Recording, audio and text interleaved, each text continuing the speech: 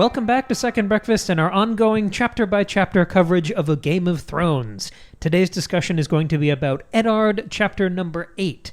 Somehow, this chapter is only 6 pages long, and I feel like there's easily 20 hours of discussion here. We're not going to do that, obviously. What if we did, though? But there's so much here. This feels like a watershed moment for this series. I'm very excited to get into it. Me too. I hope y'all are also excited if you can hear the screaming bugs in the background, the joys of recording in Texas in the summer. But they're excited, and so are we. It won't last too long. It should be over by November. Yeah, right. So what happened in this chapter, Maggie? Let's talk about it. Don't let the cicadas get you down. No, I won't let them do it. Quick spoiler reminders for everything in the books and the show. This is Eddard number 8 from A Game of Thrones. The bugs are really excited to hear this recap too. So excited that they're screaming over me. Okay. So we're in a small council meeting that King Robert is actually attending. Very exciting. But it's actually not very exciting. It's actually really bad because they're having a heated argument about what to do about Daenerys Targaryen. They've received word from their spy, Jorah Mormont, oopsie, that she is pregnant, that she's married the Khal Drogo, and they're very concerned about what kind of heir Daenerys could have. If she's going to have a boy, are they going to band together with the Dothraki and come across the sea? They're worried about her because she's not near a hospital, so she might have to do a home birth. That's why they're worried. Okay. Yeah, they're really concerned about getting her a midwife. They're going to send some doctors to help. Does she have prenatal vitamins? Like, is she going to be okay? Is she getting enough nutrition? I don't know if horse milk and horse hearts is quite enough. This is very thoughtful to have a council meeting about this. It is. That's actually not the direction this goes. Oh, I think I read the wrong chapter. You must have read the one where everybody's nice and cares about each other. It's a different So why universe. are they meeting?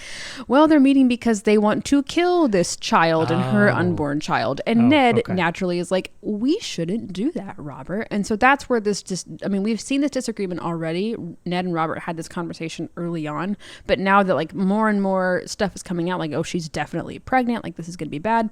Robert is like, we got to kill these people. We got to nuke this situation while we can. But Ned says, hey, that's incredibly dishonorable. We don't even know if this is going to be a threat. What if she has a girl? What if she miscarries? What if she dies?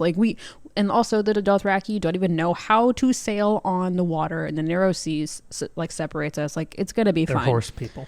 Right. But unfortunately, the argument escalates and escalates, and the only person who backs Ned up is Sir Barristan Selmy, whose vote, I guess, doesn't matter because other people on the council, Renly, Varys, Littlefinger, they push harder and harder, Maester Pycelle. And so the argument gets so intense that Ned says, fine, I'm done. And he quits and leaves the room. Big dramatic moment there. And so Ned is sort of like brooding after this encounter and says, I think I need to leave, like right now. Like, he's very concerned that something bad is going to happen if he stays after quitting so abruptly and intensely. So he makes preparations to leave. He's going to take Arya and Sansa with him in a small guard, and they're going to sail like right away via boat. Boat is faster, and also they can stop and see Stannis Baratheon on the way because Stannis Baratheon is at Dragonstone. And Ned is pretty sure that Stannis knows something about the Jon Arryn situation, so he wants to stop there on the way. And that he's more trustworthy than Robert is at this point. Right. He seems to think Stannis is a guy he can talk to. Totally. And he figures, okay, the rest of my guard can come with me at a leisurely pace and pack up everything correctly and all that. But as he's making preparations, Littlefinger comes by to talk to Ned, and Ned decides it's probably smart to talk to him even though he really doesn't want to. And so Littlefinger says that Ned should once again accompany him to one of his brothels that night. But this is the brothel that Ned and his pal Jory have been searching for in their investigation into Jon Arryn's death. And that's where it ends. Like, it's a very quick chapter, but it's very monumental, and I think there's a lot to unpack here. Yeah, I think most of the discussion is going to be centered around that council meeting, so let's start there. Sure. Because I found this to be a fantastic rivalry. And I don't think it's a rivalry, really, between Ned and Robert. I think it's... Robert. Don't. We've made it so long without... I tried. I know. Downton Abbey fans rejoice. Every time I say the name... Shout out to Cora. Shout out to Brother Cameron. Yeah, she'll who get I think hates that too. Oh my god, She's screaming right now. I watched so much prestige TV when I was growing up, Uh-huh. and there's no one on any of these shows my mother hated more than Cora from Downton Abbey. So funny. I think of that as just that simpering delivery every time I hear the word Robert. I hate her too. She's the worst. It's but great. It's fine. Okay, it makes me smile every time. Crawley, that's their last name. I couldn't Yes. think of their last name. So this Cora is Crawley. What a name. Okay, to drag us back. let's bring it back. This is a rivalry between basically politics and philosophy. That's what's being discussed in this council meeting. And as we've always argued, there's an intimate connection between the practical, real-time politicking that happens in all of these council meetings and the philosophical ideals that underpin each various side. What we're discussing underneath, should we or should we not kill Dany, is the lesser of two evils. We're talking about the problem of evil. We're talking about the trolley problem. We're kind of talking about the Geneva Convention and what you can do and what you can get away with. The first thing that stuck out to me, like a page into the chapter that really got me excited, is that the only, not counting Ned, obviously, the only reservations that anyone has about this plan, they're financial. Yes. Or they're PR related. Or it may not work. No one bats an eye. And no one even pretends to bat an eye. No, not at all. Like, even like Littlefinger makes a joke, I think at Ned's expense, saying like, well, sometimes you got to sleep with an ugly woman and you just close your eyes and wait till it's done. Right. They're not, it's not even lesser of two evils. It's like this has to be done. Like, there's no question about it. And it's not a big deal. And let's make this work in the most efficient and sustainable way possible. This is the best and most revealing look behind the curtain that we've gotten yet in the series. That's why I was calling it earlier watershed moment. And I think the point here, if we can zoom out, is that these conversations happen everywhere and always. I mean, all the images you've seen of our leaders in the Situation Room or signing off on missions or executions or hits or any of these things or invasions, like the life and death decisions, we're now in the room where that happens. Right. We've gone past the finery. We were just talking about Fire and Blood in a Patreon episode, and we were talking about a big royal ball that they were setting up. Here, even, we've had feasts and weddings and all of this finery. But underneath that is this ugliness. Right. And I think, I'm sorry. That ugliness is unremarkable. This is the first time we're seeing that in an honest, straightforward way. I was going to say, I think this is the most overt that Ned has seen it. And I wonder if that's a big part of why he gets so out of control in this interaction. Like, he's obviously been exposed to the disgusting way the country is run and how all these people are, like, since the moment he got there. But I think this is the most overt that he has seen it, especially with Robert. I really think that's what puts him over the edge. Number one, Robert hasn't been at like any of the small council meetings. So I think he's always been able to like maintain this past image he had of Robert as like his friend and his like brother almost, like knowing that, yeah, he has moments of impulsivity and stupidness, but he always cools down and is the guy I know. And here he is not doing what he expects him to do. And I think that, and is like totally okay with and pushing for this atrocity. And that really undoes him. It's easier to think that your friend is absent and ineffectual than to think that he's active and excited and complicit in the really bad thing. Yeah, I think he always like saw himself and Robert as on the other side of the nastiness. Like, it was like him, Robert, and John Arryn were the good guys who were trying to make things better, even while surrounded by the nasties of King's Landing. And then I think Ned's realizing, oh no, Robert is one of those. Yeah. It's not about what we can do. It's about what we can get away with. It's that perspective shift inside the small council. And again, the point is that no one is surprised or scandalized except Ned. And that makes him a beautiful audience surrogate. But it also means that he's the one acclimating to how things really are. The way these people talk about this decision, there's a shift in tone behind closed doors, but there's not really a shift in content. Like, this is palace intrigue. This is what happens inside royal courts or monarchies or any corridors of power. And it made me, I haven't done this, I think, ever or in a long time. It made me think of my undergraduate thesis. Oh, okay. Which I never really talk about, but that was kind of a bridge. The project was a bridge between philosophy and English, the major and minor that I had. And I was looking at the way philosophy manifests in fiction. I was looking at characters who embody different systems of thought, and then the author is sort of stress testing those systems of thought to see how they interact, to see which one is more comforting or successful or survivable in a various situation. I went through Faustus and Julius Caesar and a couple other plays, and the central idea in the title was livable philosophy. And I think there's a lot of that going on here. I don't even want to break it down to a more granular level, but if you look at it on the very surface, it's about these two warring sides. It's about these polar opposites. Basically, you have the political faction and the philosophical faction. You have Ned and almost everyone in the room who's only thinking about self-interest and optics. And then you have Ned and Barris and Selmy who are thinking about ethical concerns. Mm-hmm. And what I loved in the chapter is that squaring up those two positions, even more than two sets of characters, Ned never stands a chance. It's a blowout instantly. It's barely even a fight. All of these emotional appeals that he makes, all of these references to his personal history with Robert, they mean nothing. There's not even a moment where Robert flinches here. He doesn't move the needle once. And that was what I loved about the execution of this chapter. It was so gloriously unvarnished and ugly. It felt like you could directly see through all of the shades of interpretation and spin, like if you could see a president's inner thoughts instead of seeing what is filtered through and almost kaleidoscoped through speechwriters and press secretaries. We were getting that unvarnished behind the curtain view. It almost felt like, if you've ever heard the Nixon tapes, if you've ever heard those when they have the wires that he planted within throughout the Oval Office, and you hear him saying all these horrible things. I think the point here, and this reminds me of our conversations about Sapkowski, which were about self-interest, which were about the problem of evil. It reminds me of our conversations about Frank Herbert in Dune, about how you shouldn't trust those in power, ever. I think we're making the point here.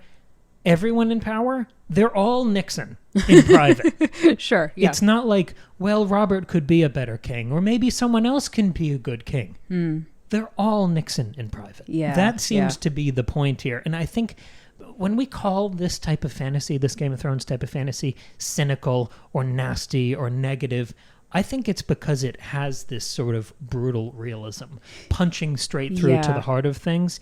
It's totally unromantic. Yes. But this didn't read as cynical.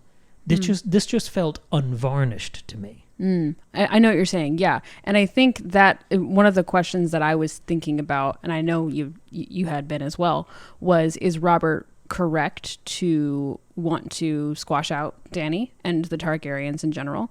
And as I was thinking about that, I ended up zooming out and thinking about just the corruptive power, or the corruption of power in general, right? Like, that's what the problem here is, because I think this meeting, this interaction, this chapter reveals, like you said, how nasty everybody in power is at their core.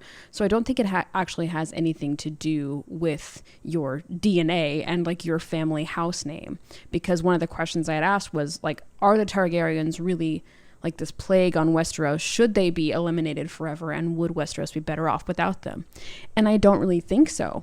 I don't think the Targaryens are a problem because they're Targaryens. I think they're a problem because they were the ones in power for hundreds of years. And I think any family, like any house, Baratheons, Starks, Lannisters, would have the same result if they had been on the throne for centuries. It might have come out in a different flavor, right? The Targaryens have their dragons, and that's like their big thing. The Lannisters have money. The Baratheons are like fiery in their own way. The Starks are really stubborn and set in their own ways. Like, you would have ended up with corruptive power despite, like, regardless of whoever's on the throne. So if Robert kills Dany and Viserys and Dany's unborn child and like squashes the Dothraki threat and squashes the threat to the throne, that's not going to solve any problems. This chapter proves that, because like, and Ned even points that out. Ned says something like, he says like, what did we fight for if not to end the murder of children? And like when we eliminated King Aerys, and Robert says, we did it to squash out the Targaryens. The implication being, I'm going to continue to murder children if it means that I can get what I want. And so I think that that's going to continue. That kind of like corruptive rule is going to continue regardless of who's on the throne. It's almost an original sin sort of argument, but I think I'm trying to play devil's advocate here just to make it interesting. Sure. Could you make the argument that Robert is saying... Almost said it. I'm choosing to say it normally. I'm going to let that one stand. Okay. Could you make the argument that, yes, they're all susceptible to this type of corruption and power creep, but that when those people also have dragons, that is much more catastrophic for the realm? I mean, yes, like in a literal sense, definitely.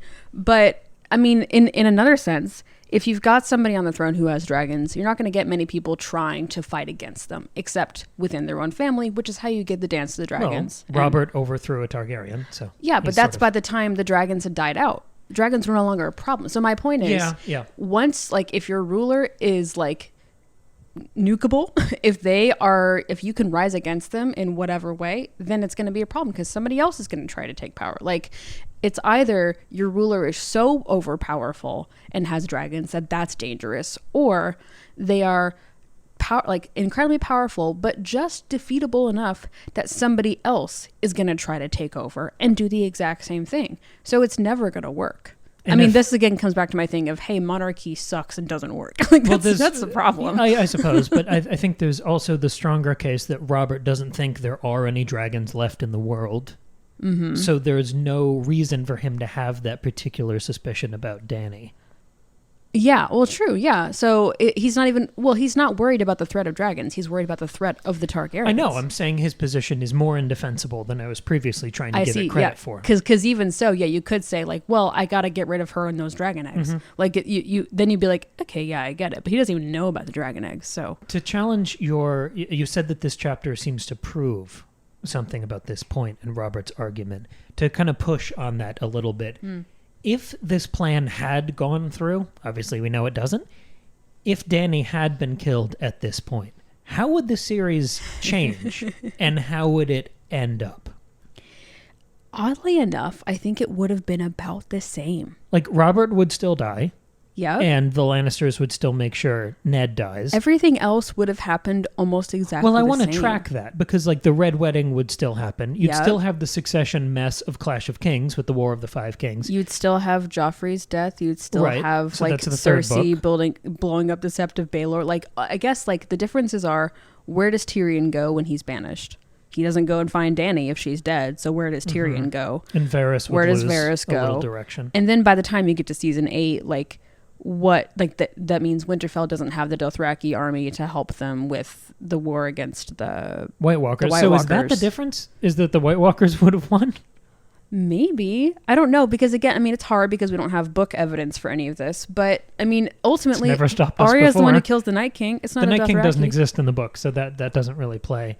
But, like, well, I know. I So think, like, none of this exists in the book, so I don't know. But if it's ice and fire, and you have a bunch of dragons who can then swoop down and take out the ice people, that matters more. You know, I wonder if Dany had died, then maybe Jon's heritage would have mattered more.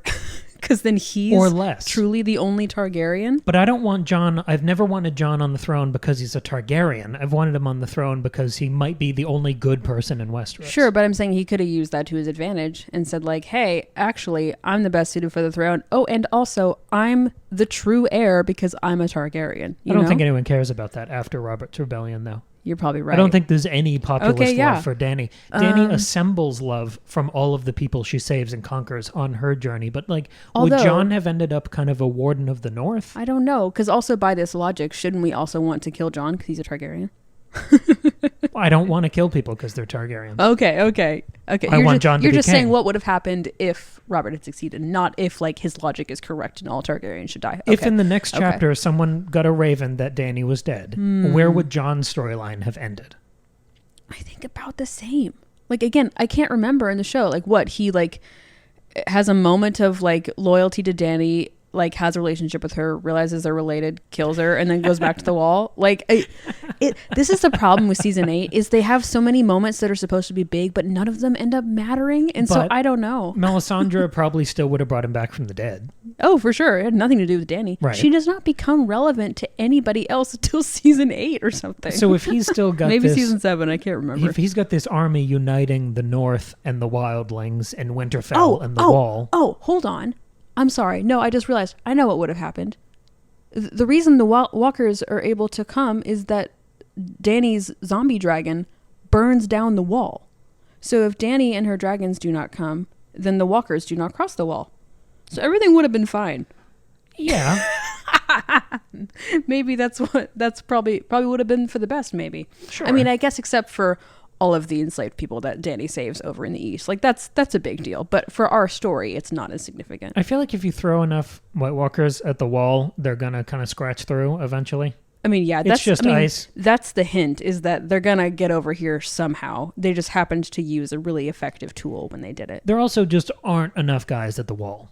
Yeah, no, and that's the whole, I mean, that's what this first book tells us, is that they are not prepared for the winter that's coming. So, what do you guys think? Comment down below. No, I mean, obviously, me throwing this to you is a gigantic question. You could spend 50 hours on that question, but that is a good question for the audience. Comments on YouTube, comments on Patreon, email, which is in the description. What would happen? How would the endgame of the series have changed if Dany did die and this plan was successful? I want to move to a different sort of realm of discussion here. And Okay. This is me going out of my element and into yours, and I trust that you'll be kind to me here. Okay, sounds good. I was struck by what a turning point this chapter felt like.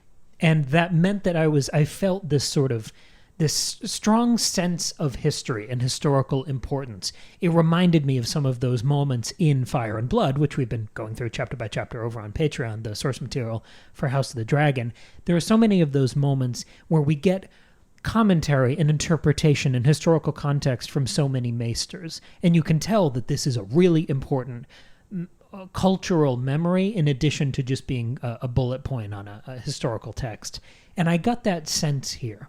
And it almost seemed like I'm going to use all the wrong terms and you get to correct me. That's the funny Okay, great. It felt like a sweeping painting. Okay. Whether that's Renaissance or whatever other era, where you'd have like Ned and Barristan Selmy objecting with like the finger held high. You'd have the other guys disengaged. You'd have like Varys buffing his nails and Robert purple-faced screaming in the corner. It felt like one of those emblematic shots where every character would be posed in this really telling way that you could interpret. I mean, almost like a Last Supper kind of thing. Yes, exactly. Where you could deep dive every single figure and their framing and layer in all of these kind of symbolic elements to that. Yeah. You have cowards, you have kings, and then you have Ned, who could be posed as this sort of heroic figure resisting this horrible act, or, as Littlefinger says later, you could pose him as this sort of fool.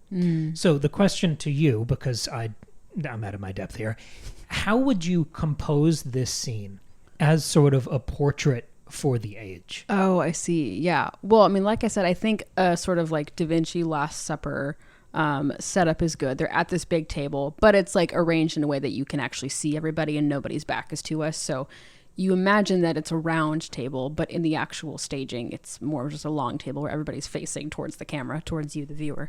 I think you've got Robert in the center, like large and in charge, like arms in the air, like, you know, very serious, like harsh look on his face.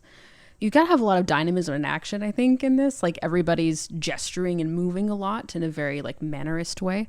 Mannerist? Mannerism is a artistic movement in the late Renaissance where, like, often when we say Renaissance, we're actually picturing something mannerist or Baroque, which is a bit later. Like early Renaissance is very staged and posed, but mannerism is really defined by like dynamic gestures and exaggerated anatomy, almost like it looks very naturalistic, but things are a bit more dramatic than they actually would be in real life. So that's probably what we would imagine here. That's the style you think fits this sort of moment? I think so. And there's a lot of like diagonals, which indicate like movement and crossing over and like dynamism, and things are in motion and things are happening.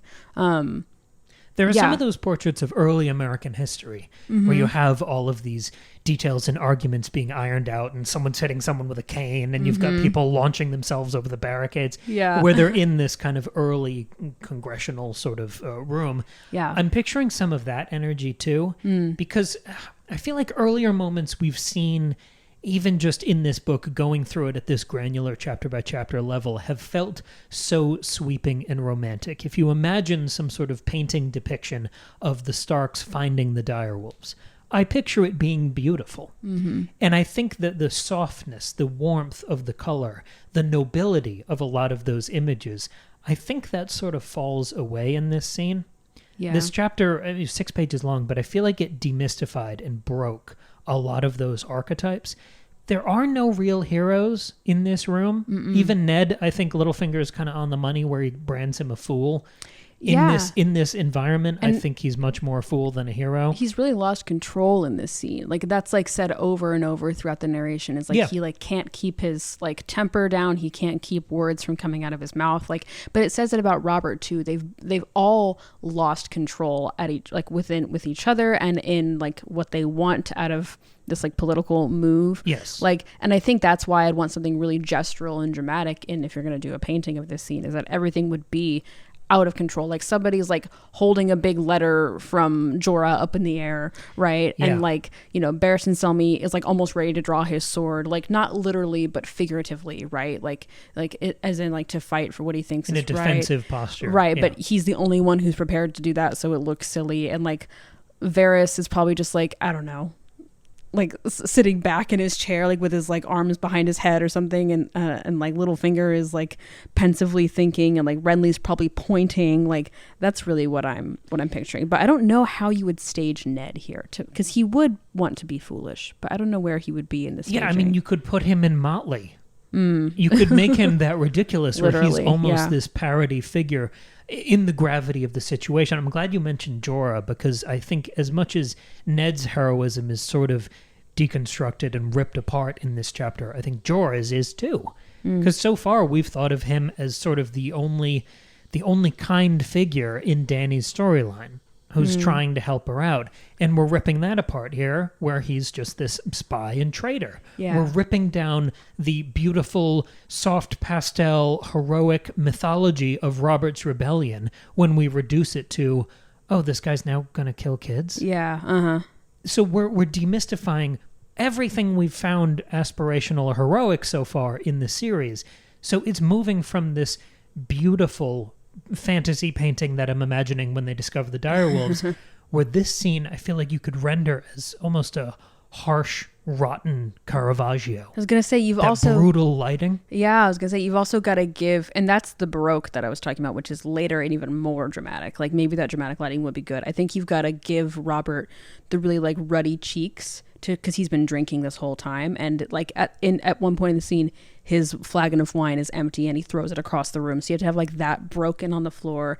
His cheeks are really red. He's almost sweaty. Like you have to make everybody look out of control and no longer romantic and beautiful, but harsh, and like maybe like overdo the intense facial expressions and make everybody look kind of ugly and make Ned look overly stupid, like you were saying. Even though I don't think he's stupid in this moment, he's obviously in the right, but he's not gonna get what he wants via the methods that he's displaying. And that in itself is foolish. So I think that is a great way to do this. Yeah, that's a fun thing to think about. I got so much out of this chapter. Is there anything else you wanted to play with here? Well, yeah, I think I was struck by like this lack of control that Ned and Robert both have. I think tells us a lot about their relationship, because it contrasts so heavily. I went back to the scene when they're on the road first talking about Dany, when this is before she's pregnant, but Robert finds out that Dany has married Khal Drogo, and they're starting to wonder about this threat. And this is a Ned chapter, and I remember one thing we talked about a lot in that episode was how much Ned is holding back in that conversation. He's saying so little and holding back so much, and is really trying to keep things in control. And at the time, I think we characterized that as a weakness, as a fault of Ned's, of like, why are you holding back so much? You have to like be honest with this person and say what you mean. Otherwise, nothing's going to get done the way you want it to, and you're going to get stepped on. But then here he's doing the opposite, and it's also not in his favor. I think what we're learning is that Ned just can't win. Like he either, if he holds back, it's going to be a problem. If he's too forward, it's going to be a problem. If he investigates things, he's going to get in trouble. But if he ignores things, he's going to get stepped on. Like there's no way for him to win here. And so that contrast here is really interesting, especially because Robert has also lost control. Robert is not being the person Ned thinks or wants him to be. He is, he said, like, the narration says things like he can't keep his words in. He's like out, like, it's like there's outbursts. And so we have that. And so this lack of control is really persistent throughout the chapter. And I think even more, it kind of brings me back to the idea of Ned having no choice. Again, I did a lot of looking back here. If we go back to when Robert first asks Ned to be Hand of the King, it's actually Catelyn who tells Ned he has no choice and that he has to accept, especially after Lysa's letter comes. She's like, okay, well, now we know that Jon Arryn was murdered by the Lannisters. You've got to go, and like you have no choice but to go be Hand of the King. But then after Bran's fall, it's Ned who says he has no choice, because after Bran's fall, Catelyn says, actually, never mind, you have to stay here because our son is dying. And Ned says he has no choice and goes. But Catelyn disagrees. I mean, this is when Catelyn's like in that sort of haze, like post Bran's fall, when she like doesn't really have it together and hasn't slept for like a week.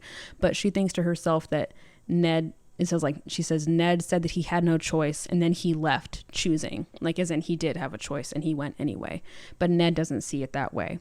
And if we come here, right after Ned leaves the small council, Ned thinks to himself, Robert had left him no choice that he could see but to leave for Winterfell. That's the rest. And I think that's the key, is this second phrase, no choice that he could see.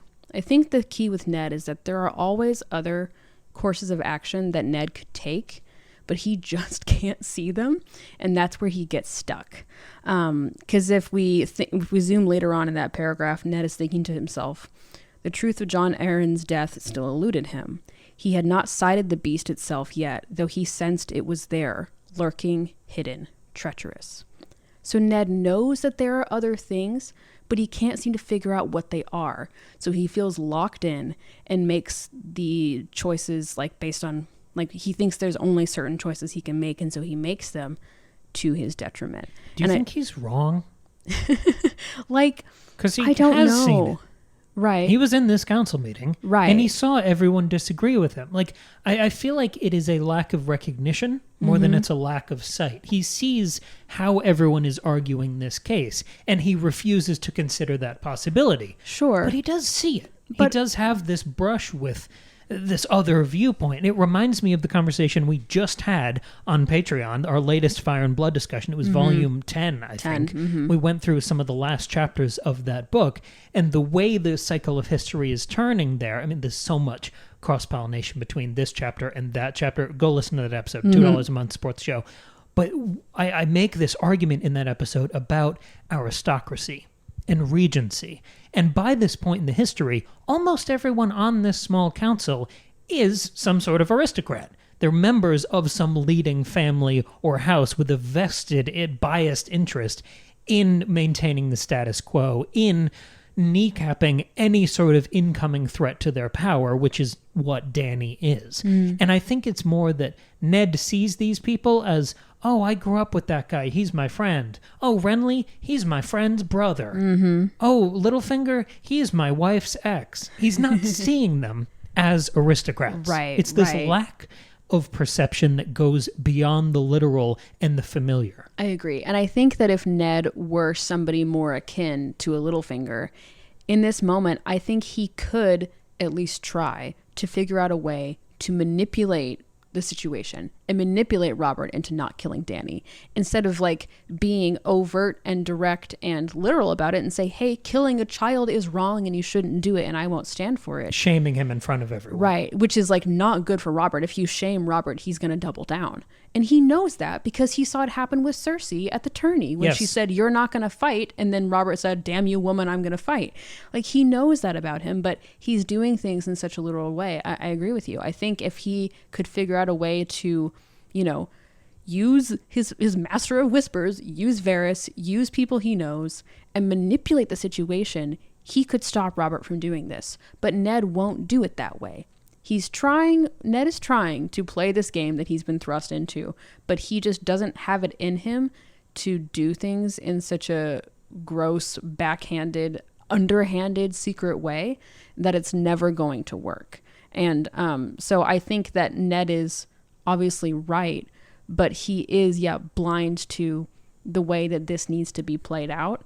and so he won't do it, but he can't see other ways to do it, and that's why he ultimately fails. I think it's really fabulous character work that George is doing here to paint it that way, and to illustrate this truth about Jon Arryn as this lurking beast that Ned knows is there, but he can't see it, and he's never gonna. I mean, we know, I guess eventually he will, but then he won't know what to do about it, and it won't go well. So it's really tragic. Yeah, there was so much happening in this chapter. I can't believe it was only 6 pages. I know. But I'm very excited that we're getting to this point and everything's starting to light up, because the narrative almost already feels like it's moving beyond Ned. Yes. As we're introduced to these power players, I mean, even in your quick sort of memory, Renly is going to be a big character in the next book.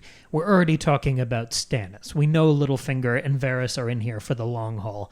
I'm glad we're moving on to them, because I think I prefer talking about that. There's only so much we can say about Ned not getting the picture. Yeah. So I'm glad that we're moving into this level of complexity and subterfuge and open cruelty, because there's much more meat on the bone to dig into. Excellent. Next chapter, which is next Friday, we're going to talk about the next Catelyn chapter, and then we're going to ricochet right back to Ned. So, are we really? Very excited. Yes. Oh, how yeah, exciting! because my book, a couple of the pages were cut wrong, so I thought it was 2 Neds in a row. Oh, you're like, what the fuck? Yeah, okay, those will be our next 2 Friday episodes, and over on every Tuesday till the end of the season, we're talking about House of the Dragon. Tristan joins us for those.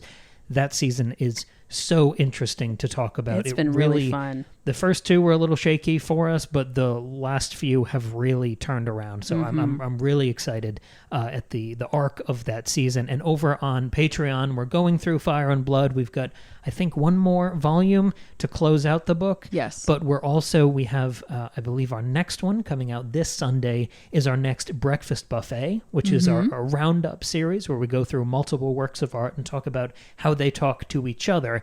And this time, we've been teasing this for a while. This time, it's going to be the 3 Tom Holland Spider-Man movies, which we hadn't seen before, and we got to see in a theater. Last bit of little cross promo, we did a big surprise sort of emergency episode this past Monday. If you're a horror fan, we're discussing Longlegs. Ooh, so go check fun. that out. Yes, there's definitely. a lot to say about that. It feels like the horror event of the year. Yeah, if you've been a fan of ours for a while, you might be missing our Summerween series where we usually do horror movies through the summer. We're not doing that this year because we're doing the House of the Dragon show instead. But if you've been missing summer horror, there's a little tease for you there. So, just a little taster there, I should say. But we're putting out 4 episodes this week, which I think is a personal record. So I think it might be. A lot of stuff to go check out on the YouTube, the podcast feed, and of course on the Patreon. Thank you very much for listening and supporting the show. And we'll see you in just a few days for another brand new episode. All right. Bye.